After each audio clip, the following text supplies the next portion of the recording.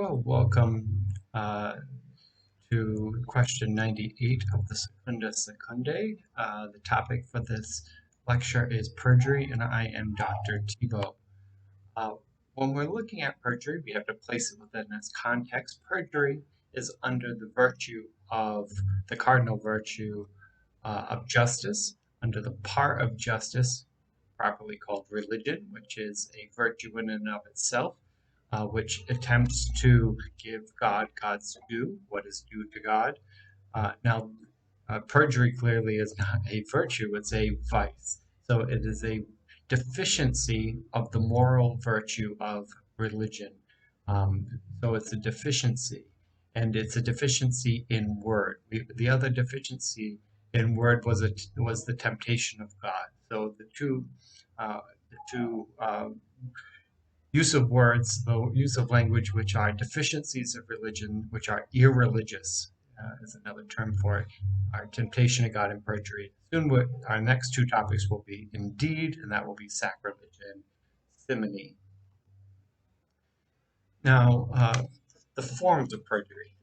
Perjury is defined as falsehood confirmed by oath. That's the official definition from St. Thomas. Now, this takes place in several ways, as often as it often does with St. Thomas. So a moral act takes its species from its end. That's how we properly identify a moral act. Since this vice, perjury, takes place with its chief end being chiefly falsehood, falsehood is essential for perjury. This is this kind of logical step that St. Thomas is taking. So these three steps. Now, if therefore perjury is based on its final end, which is falsehood, falsehood can be seen in various ways throughout our interpretation. So perjury consists in a lack of truth in some way, either by saying something that's untrue. Perjury is when justice is lacking. If one swears to something unlawful, that is also perjury because it deals with falsehood. So if one were to take an oath never to enter religious life or to do something awful, right? If someone were to take an oath to kill somebody or to take revenge on somebody, then that would be in a sense, perjury because what one is swearing is unlawful. There's a falsehood in one is swearing. And then perjury is when judgment is lacking and swears too freely. So if somebody says, I swear to this, and they believe it's true, and they're not lying because what they're saying they believe, but maybe they have sworn too easily, right? Maybe this is something they should have known, but they didn't know, and now they're swearing to a falsehood. You shouldn't swear too freely, even if it's what you believe. So these three elements tie into perjury. It's not just a matter of purposefully lying. You could also be purposefully doing something unlawful, or you could be telling the truth, but you are ignorant in a way which you should not have been ignorant. So those are also forms of perjury. Swearing to false gods, to a false god, is also a form of perjury because the false god is falsehood. So you can see falsehood is used, perjury deals with falsehood in oath taking, but in any type of way that there's falsehood. God in which you are taking an oath to is false, therefore it's perjury. Swearing against giving alms is perjury for lack of judgment. Now this is in Article 2. I tied it in here because it's very similar to that number 2 in the previous slide. If something is unlawful, then it's not, then it's perjury, right? If you're swearing to something unlawful. So if you swear that you are not going to give alms, that would be perjury. Now, if you did give alms, you wouldn't be lying by giving alms.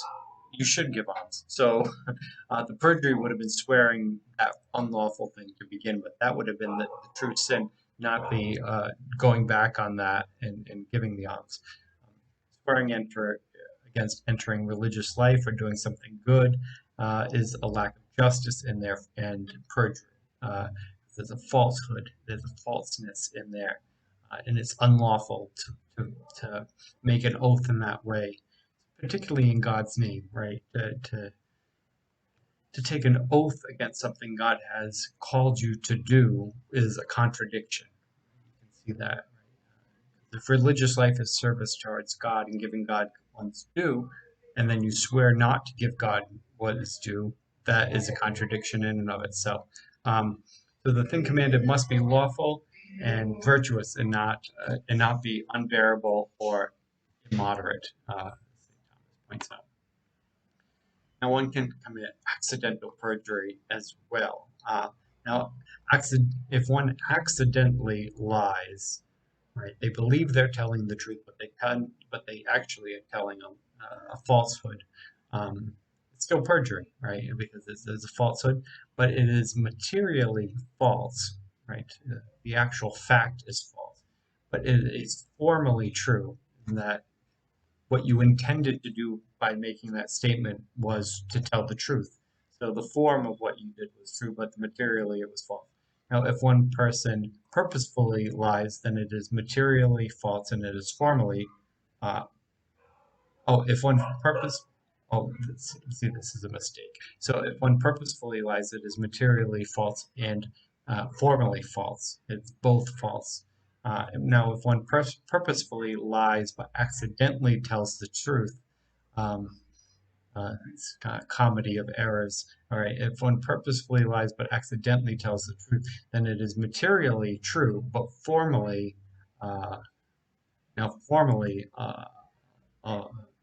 untrue, formally a lie. These slides are a bit off. I'm sorry about that. Now, if one purposefully tells the truth, then they are materially true and formally true. That one's correct. The first one's correct. These middle two are incorrect in one piece. Again, if one purposefully lies, but then they are materially false and formally false. And if one purposefully lies but accidentally tells the truth, then it is materially true but formally false. That which is formal is greater importance than that which is material. So in terms of perjury, which is a worse perjury? It's actually worse perjury to tell the truth by accident. If the intention was to purposefully lie, right? Intending to purposefully lie, using the name of God as your witness, is worse. It's worse.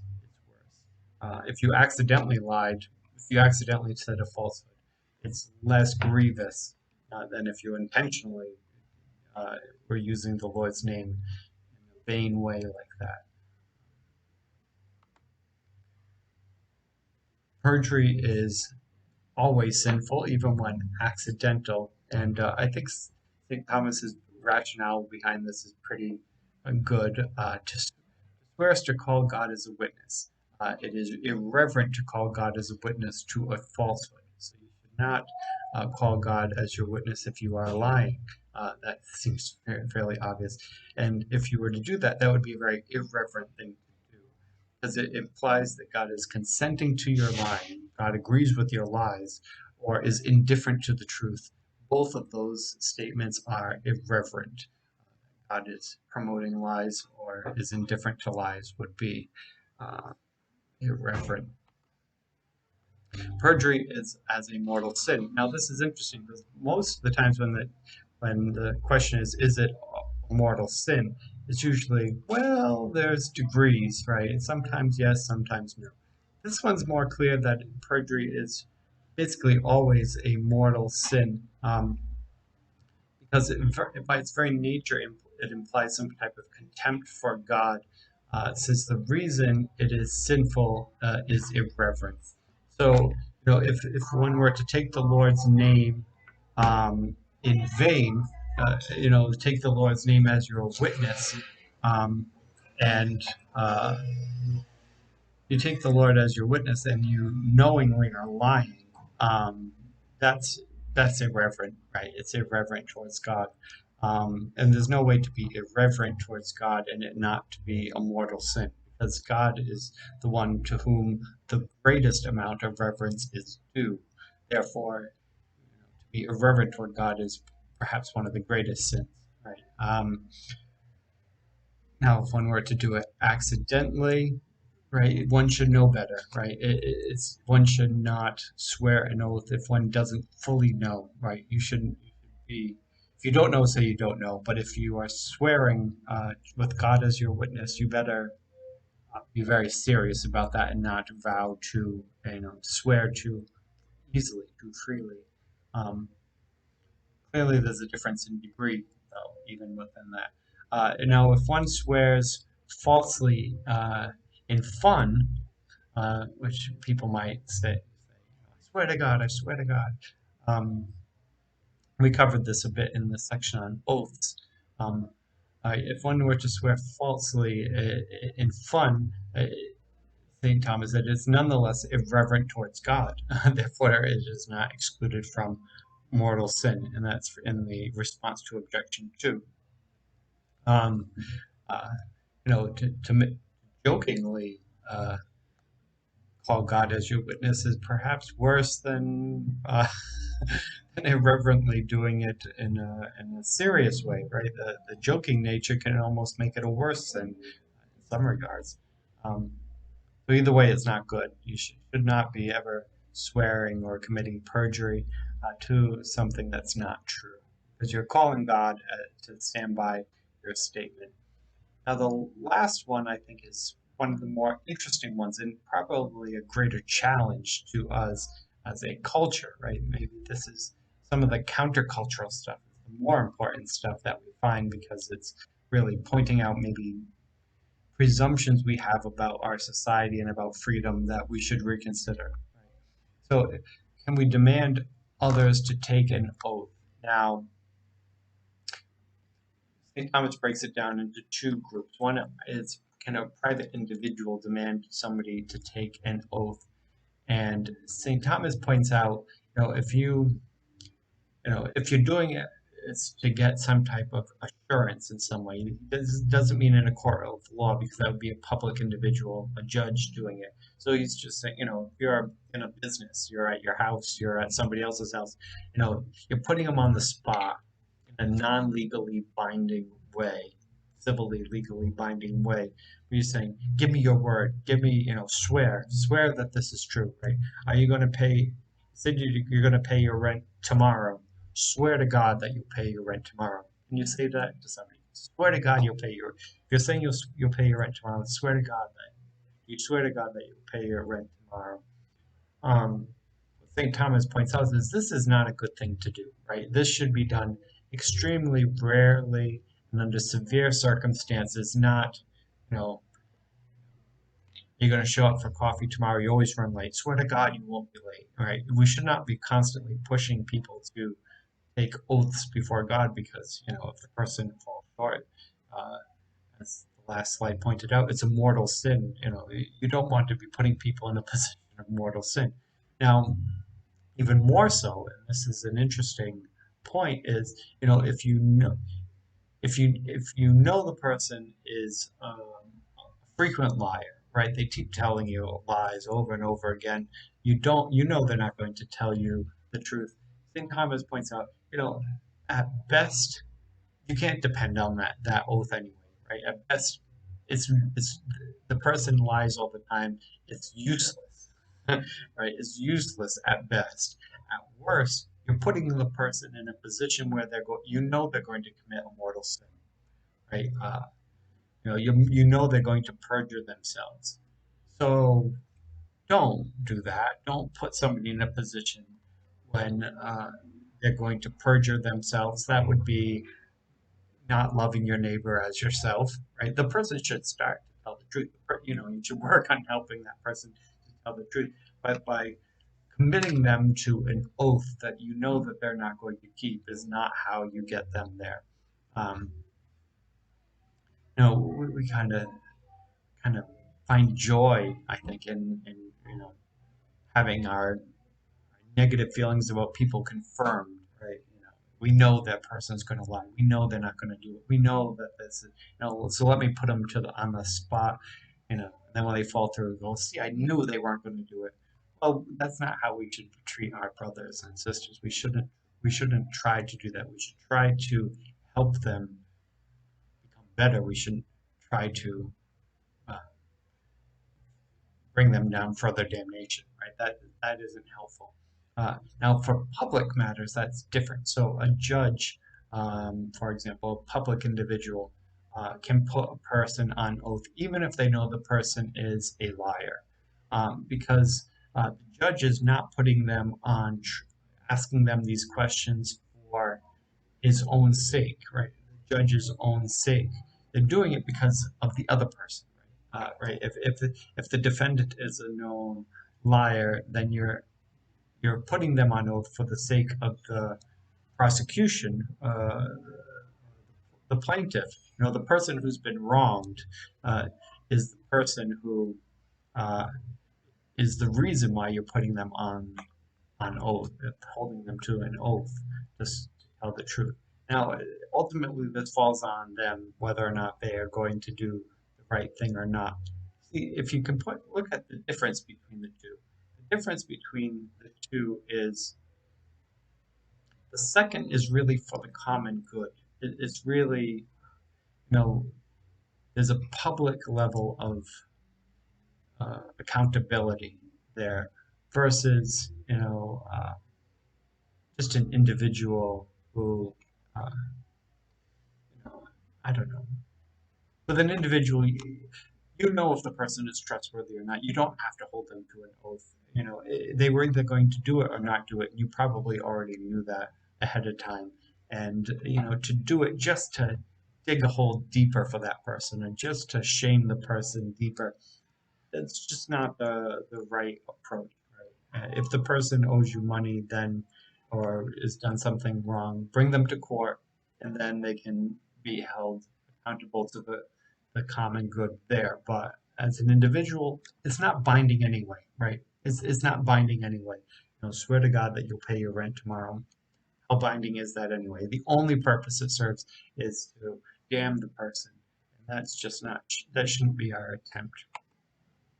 So in conclusion, perjury is about falsehood. Falsehood in many ways, right? Whether it's taking an oath to a false god, or to intentionally doing something false, or accidentally doing something false. There's a lot of ways in which perjury deals with false oaths. Perjury is always a sin because it is vowing God as your witness, and it's irreverent to call God as your witness when you are knowingly lying. To God is my witness. I, I'm, this is true, and it's not true. It's irreverent to call God's name into this. We should already take oaths reservedly to intentionally, the opposite of an oath is perjury, right? It's to take an oath with the intentions of lying, right? So that is always a sin.